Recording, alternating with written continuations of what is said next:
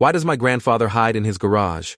My grandfather spent 6 hours a day in his garage, and nobody in our family knew why. Every morning at 7 a.m. sharp, I'd hear the side door click shut, then the hum of an engine starting up exactly 30 minutes later. The sound would drone on like clockwork, then cut off, leaving only silence until he emerged for lunch. My grandmother would set his plate at the table, and he'd eat without saying much, his hands stained with what looked like oil or grease. After the dishes were cleared, he'd disappear back into that garage until dinner, and the whole routine would repeat. When I was younger, I thought maybe he was just fixing things or building furniture like other retired guys do, but I'd never seen him bring anything out.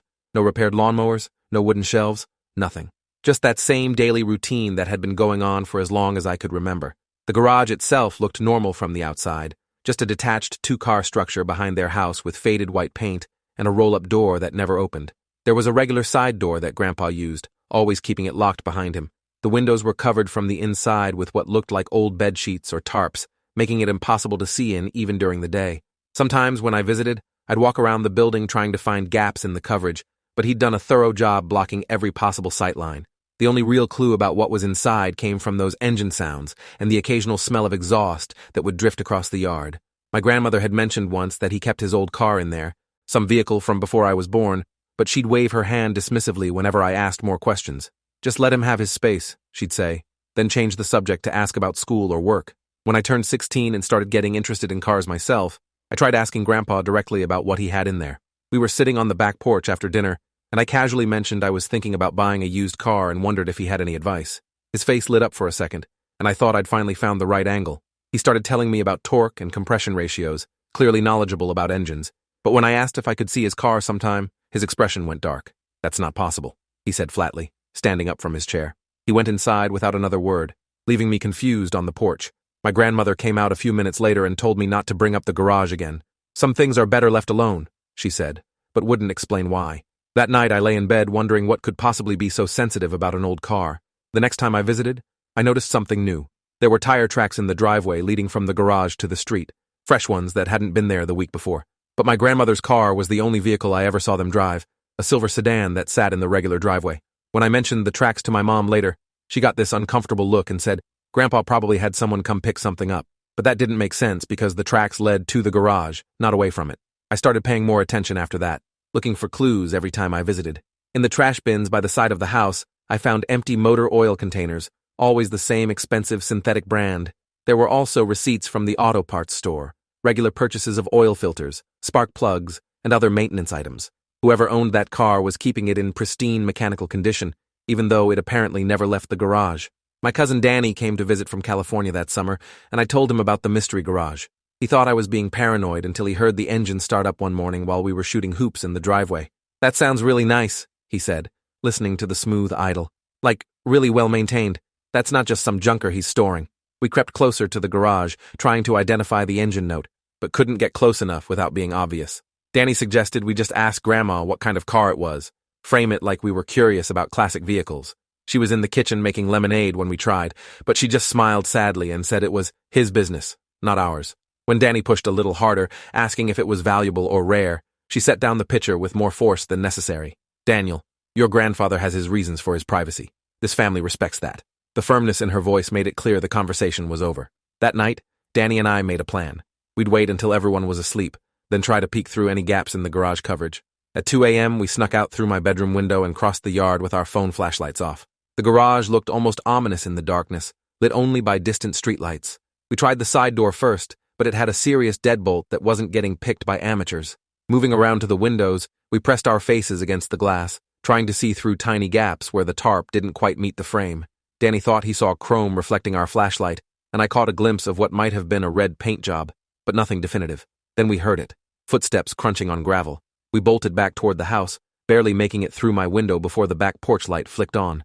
Grandpa stood there in his bathrobe, staring directly at the garage, and I realized with a sinking feeling that he knew exactly what we'd been doing. The next morning at breakfast was painfully awkward. Grandpa didn't say anything about the night before, but he watched Danny and me with this disappointed expression that felt worse than anger. After we finished eating, he asked Danny to come help him with something in the yard, leaving me alone with Grandma. She sighed heavily and told me I needed to let this go. Your grandfather has been through things you don't understand, she said quietly. That garage is his sanctuary, and you need to respect that, even if you don't understand why. I asked her what he'd been through, but she just shook her head and started clearing plates. Through the kitchen window, I could see Grandpa and Danny talking by the shed, Grandpa's hands moving as he explained something. When they came back inside, Danny looked chastened and wouldn't meet my eyes. Whatever Grandpa had said to him, it had worked. Danny didn't mention the garage again for the rest of his visit. I started college that fall and got busy with classes and part-time work, so I didn't visit as often. But every time I did come home, that garage was still there, still mysterious, still occupying Grandpa's entire daily routine. My younger sister mentioned once that she'd heard Grandpa talking in the garage when she was playing in the yard. It sounded like he was having a conversation with someone, she said. But I was the only one outside. My parents exchanged a look when she said this. That same uncomfortable expression I'd seen 100 times when the garage came up. I asked them point blank if they thought Grandpa was okay, mentally speaking, and my dad said Grandpa was coping in his own way. When I asked what he was coping with, Dad said it wasn't his story to tell. The non-answers were more frustrating than having no information at all. During winter break, I came home to find the garage had a new addition.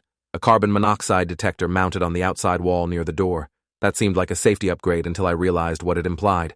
Grandpa was running that engine in an enclosed space regularly enough that someone, probably Grandma, had insisted on a detector. I mentioned this to my mom, asking if she was worried about him, and she admitted they'd had conversations about it. Your grandmother makes him keep the garage door cracked open when the engine runs, she explained, and she checks on him every 15 minutes. This was news to me, and it painted a different picture. Grandpa wasn't just maintaining a car, he was doing something ritualistic, something important enough to risk carbon monoxide exposure if proper precautions weren't taken.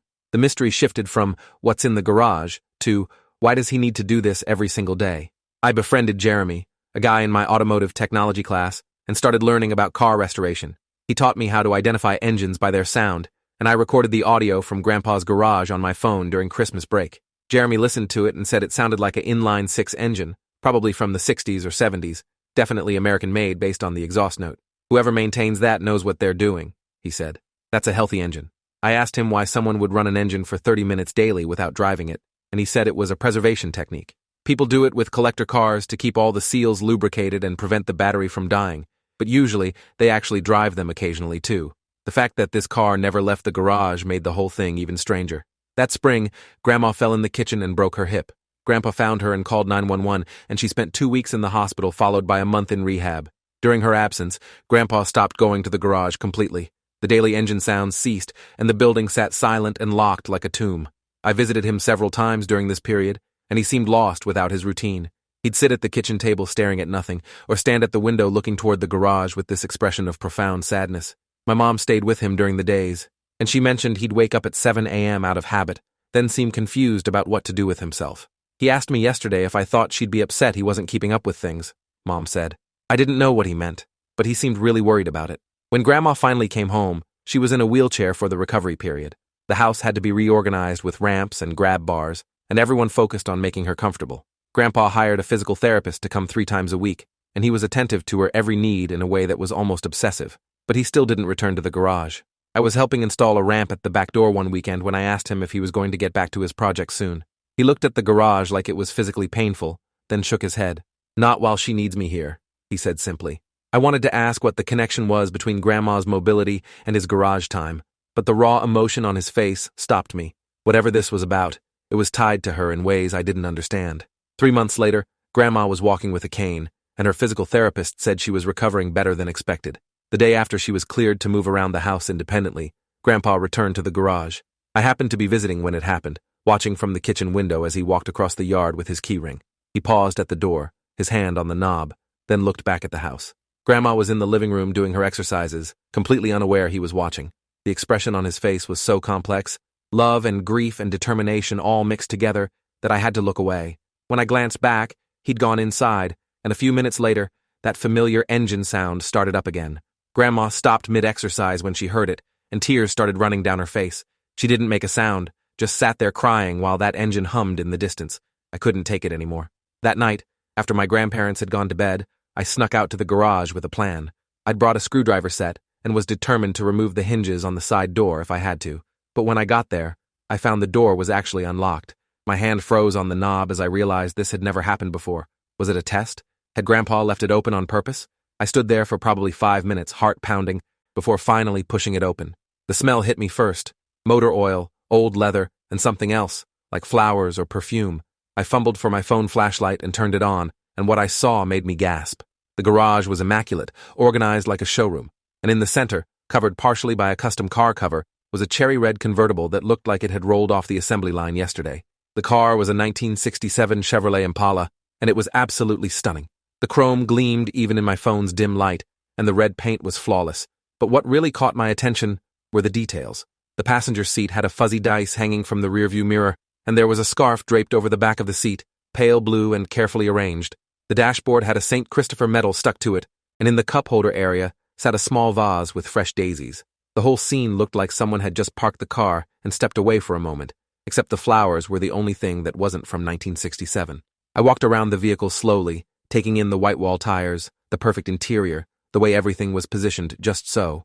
On a workbench along the wall, I saw maintenance logs in Grandpa's handwriting, detailing every oil change, every part replacement, every 30-minute engine run for the past 40 years. I left it unlocked because I knew you'd eventually try again. Grandpa's voice from the doorway nearly gave me a heart attack. He was standing there in his pajamas and bathrobe, not angry, but not quite resigned either. I suppose you're old enough now to understand. He walked past me to the car and ran his hand along the hood with such tenderness it made my chest tight. This was her car, he said quietly. Your grandmother's. Her father bought it for her 23rd birthday, said every beautiful woman deserved a beautiful car. He smiled at the memory. Then the smile faded. We were driving back from a dinner party on a Saturday in October 1984. She was behind the wheel because she loved driving this car, and I'd had a few drinks. A drunk driver ran a red light at the intersection of Maple and 5th, hit us passenger side, my side, but the impact spun us. By the time we stopped, the car had rolled twice. I didn't know what to say. Grandpa continued. I walked away with a broken arm and some cuts. Your grandmother's spine was crushed in 3 places. The doctors said she'd never walk again, said we should be grateful she survived at all. He sat down on a stool near the workbench, suddenly looking much older. She begged them not to total the car. Can you imagine? She's lying in a hospital bed, just been told she'll never walk, and she's worried about this car. Her father wanted to have it crushed, said he couldn't stand looking at it, but she made me promise to keep it, to fix it, to make it perfect again. He gestured around the garage. Took me 3 years to restore it completely. By then, she'd learned to walk again. Proved every doctor wrong through sheer stubbornness. But something happened to her confidence.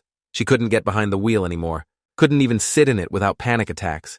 The pieces were starting to come together, but I still didn't understand the daily routine.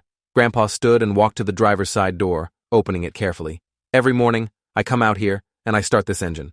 I check the fluids, test the lights, make sure everything works perfectly. Because one day, she's going to be ready to drive again. One day, she's going to walk out here and ask me for the keys, and this car is going to be waiting for her, exactly as beautiful as it was on her 23rd birthday. His voice cracked slightly.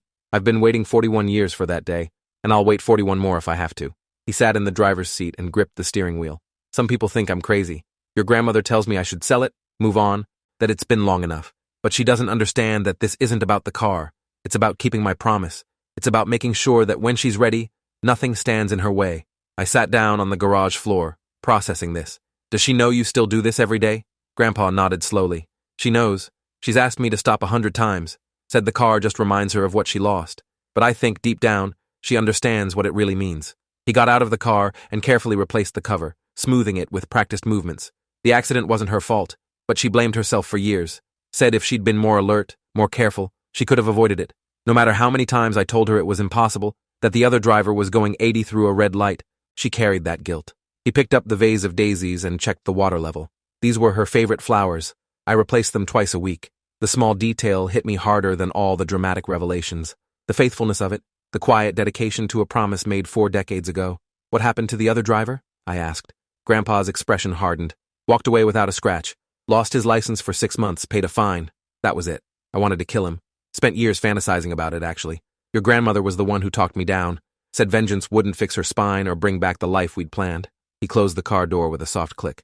She was 23 and already wiser than I'll ever be. We'd been married 2 years. We're talking about starting a family. After the accident, she couldn't carry a pregnancy safely. That's how we ended up adopting your mother.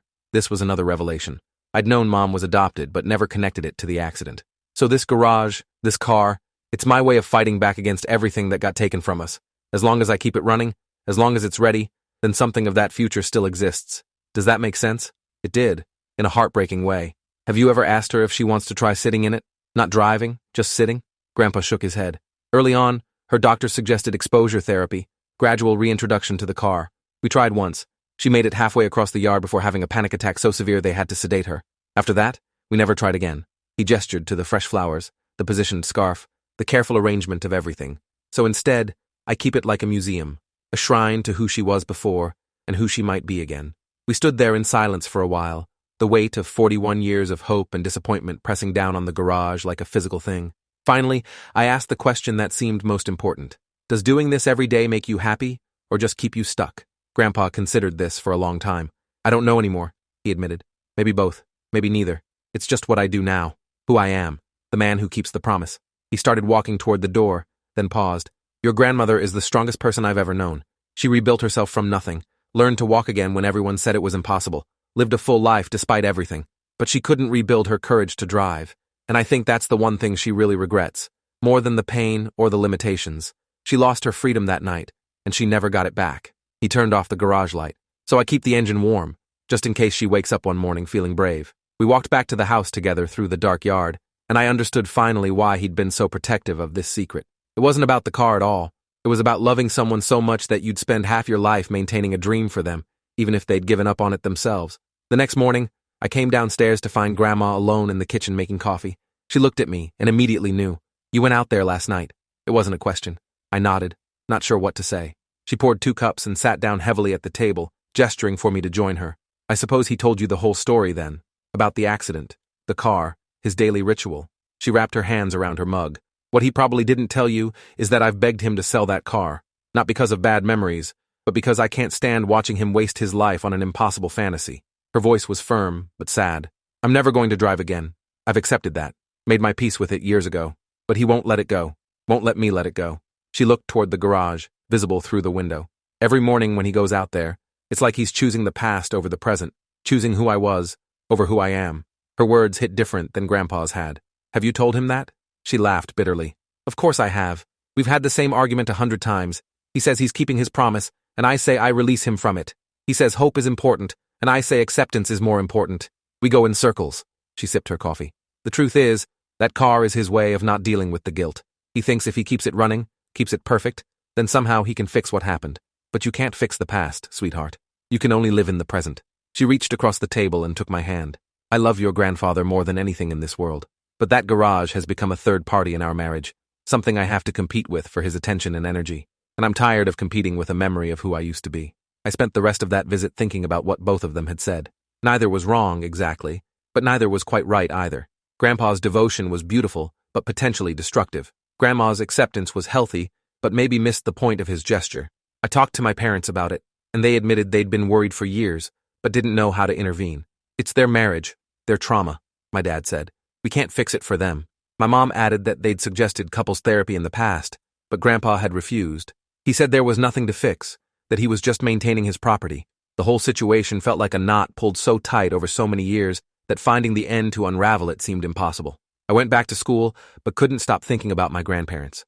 I started researching PTSD and trauma processing, reading about how people cope with life-changing accidents. I learned about complicated grief, where people get stuck in certain stages and can't move forward. Grandpa's garage ritual seemed to fit perfectly. It was a way of avoiding acceptance by staying perpetually in hope and bargaining. But I also read about how some people need their coping mechanisms, even unhealthy ones, and removing them can cause more damage than good. The situation was more complex than either or, and I felt completely unqualified to help. I called home more often, checking in on both of them separately, trying to understand the full picture. My sister said she'd overheard them arguing about the garage again, with Grandma saying something about wasting good years, and Grandpa responding about keeping faith. During spring break, I visited with a plan. I'd printed out information about support groups for accident survivors and their families, stuff about trauma therapy and EMDR treatment. I figured if I couldn't solve the problem, maybe professionals could. But when I tried to give Grandpa the brochures, he politely refused. I appreciate your concern, but I'm fine. This works for me. He was in the garage when he said this, doing his daily maintenance check, and I realized he genuinely believed it. To him, this wasn't a problem that needed solving. It was a solution he'd already implemented. Later I tried with Grandma, suggesting therapy for her residual trauma around the accident. She said she'd done therapy years ago and worked through most of it. The car isn't my problem, she explained. My relationship with your grandfather is the problem. And you can't therapy your way out of someone being fundamentally unwilling to change. That summer, I got an internship in my grandparents' city and stayed with them for 3 months. Living in the house full-time gave me a different perspective on their daily dynamic. Every morning, that engine would start, and Grandma would pause whatever she was doing, close her eyes, and take a deep breath before continuing. She never said anything about it, just that momentary acknowledgement of what was happening in the garage. Grandpa would come in for lunch smelling like motor oil, and they'd eat together making pleasant conversation about weather and neighbors and mundane things. But there was this space between them at the table, an invisible gap that hadn't been there in old photos I'd seen from before the accident. They were affectionate but distant, loving but separate, like two magnets with opposing poles that couldn't quite connect. I started spending time in the garage with Grandpa, asking him to teach me about car maintenance. He seemed pleased to have company and showed me how to change oil, check compression, adjust the carburetor. Working alongside him, I saw the meditation in it, the way his hands moved with practiced confidence over the engine. "Your grandmother thinks I'm stuck," he said one day while we were replacing spark plugs. "Maybe I am, but there are worse things to be stuck on than love and hope." He showed me the maintenance log, 41 years of meticulous records. Every entry is a promise kept. Every time I start this engine, I'm telling her she's worth the wait. It was romantic and tragic in equal measure, and I didn't know whether to be moved or worried. One evening, I was helping Grandma with dinner when she suddenly asked, "Do you think I'm selfish for wanting him to let go?" I was caught off guard by the directness. "I don't think either of you is selfish," I said carefully. "I think you both experienced something terrible and found different ways to cope with it." She nodded slowly, chopping vegetables with more force than necessary. "The therapist I saw back in the 90s said trauma affects everyone differently, that I couldn't expect your grandfather to process it the same way I did. But it's been over 40 years. At what point does coping become avoidance?" It was a fair question. "Have you told him how much it hurts you?" She laughed without humor. "Only about 1,000 times. He says he's doing it for me, which somehow makes it worse. Like I should be grateful he's preserved this monument to the worst day of my life." The turning point came unexpectedly on a Wednesday in July. Grandma had a doctor's appointment for her annual checkup, and Grandpa drove her in their regular sedan. They came back early, and I heard raised voices from their bedroom, something that almost never happened. I couldn't make out words, but the tone was intense. Eventually, Grandpa stormed out and went straight to the garage, not emerging for hours. When Grandma came out, her eyes were red from crying. She wouldn't tell me what happened, just said they'd had a discussion about the future. Later, my mom called saying Grandpa had told her they might need to make some changes. Nobody would tell me what that meant, and the vagueness was maddening.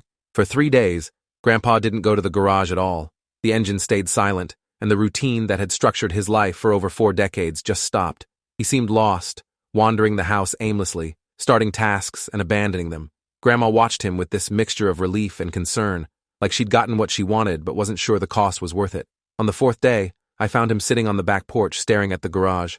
"The doctor said her hip is deteriorating faster than expected," he said without preamble. "She needs a replacement surgery, probably within the year. Recovery will be hard, and she's not getting any younger." He rubbed his face with both hands. "She asked me what I'd do if she died before she ever drove that car again. If I'd keep going out there every day, starting the engine for nobody." The question had clearly shaken him.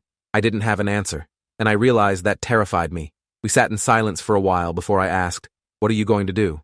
He shook his head. "I don't know. 41 years I've been keeping this promise, and now she's telling me she doesn't want me to keep it anymore, that it hurts her more than helps her. But how do I just stop? How do I walk away from something that's been my purpose for most of my adult life?" His voice cracked. "If I'm not the man who keeps the car running, who am I?" It was the most vulnerable I'd ever seen him, and I realized this was never really about the car or even the accident. It was about identity, about who he'd become in the aftermath of trauma, and whether it was possible to become someone else this late in life. That night, I heard the side door to the garage open around midnight. Looking out my window, I saw both my grandparents walking slowly across the yard, Grandma using her cane. My heart nearly stopped. What were they doing? I crept downstairs and out the back door, staying far enough back that they wouldn't notice me. Grandpa unlocked the garage and turned on the light, and for the first time in 41 years, Grandma stepped inside.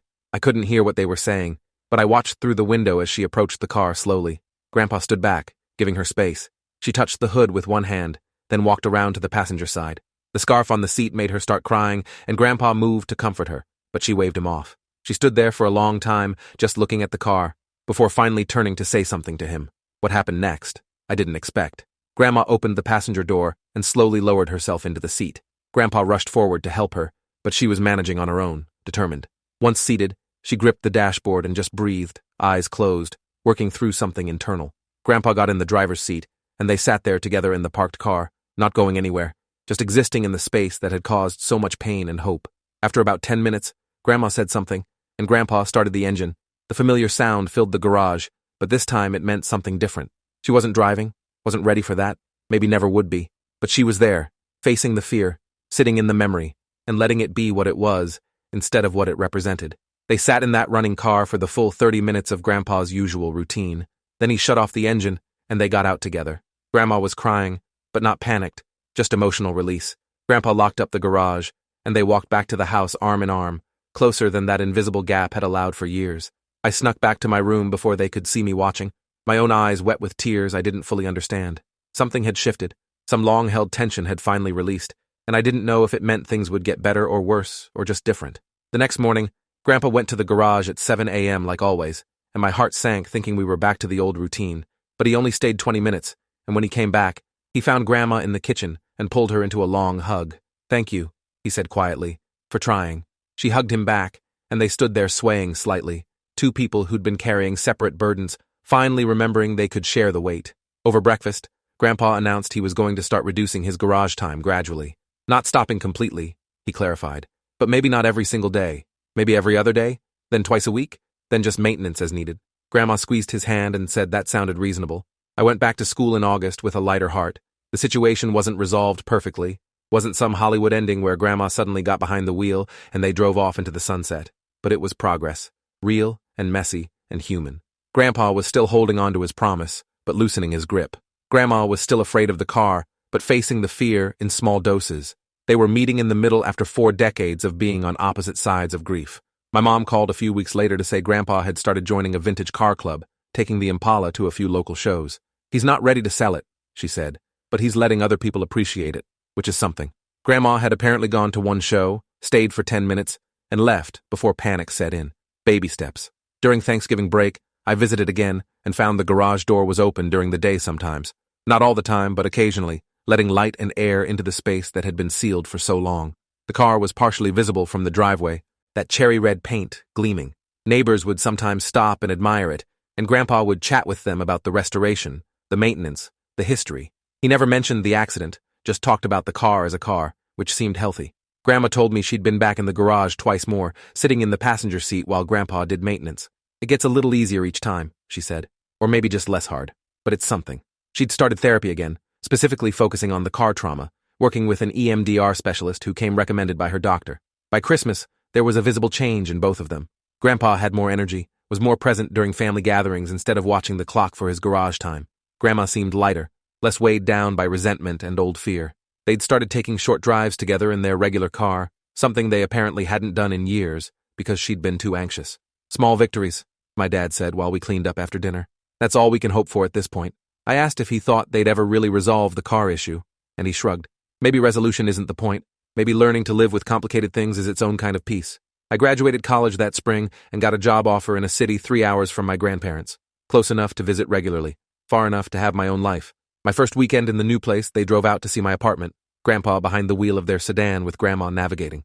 We went out to dinner, and over dessert, Grandma mentioned something casual that made my breath catch. "We've been talking about taking a road trip next summer," she said. "Maybe rent an RV and drive up the coast. I think I'm ready to be a passenger again. Really be one, instead of white-knuckling it the whole time." Grandpa smiled at her, and the gap between them at the table seemed to have closed completely. They were sitting close, touching occasionally. The easy intimacy of long marriage restored. In June, I got a call from my mom that made my heart race. "Your grandfather is selling the Impala." I was stunned, speechless. She continued, "A collector contacted him after seeing it at a show, made a serious offer. Grandpa talked to Grandma, and they decided together to let it go. I asked if Grandma was okay with it, and Mom said she was the one who'd suggested it. She told him that keeping his promise had meant the world to her, but now she needed him to make a new promise, to live in the present." I drove out that weekend to be there when the collector came to pick up the car. Grandpa had cleaned it one final time, checked every system, made sure it was absolutely perfect for its new owner. The collector arrived on a Saturday morning with a transport trailer. He was a retired dentist who'd been looking for this exact model in this exact condition for 15 years. As they did the paperwork and loaded the car, Grandpa was quiet, but composed.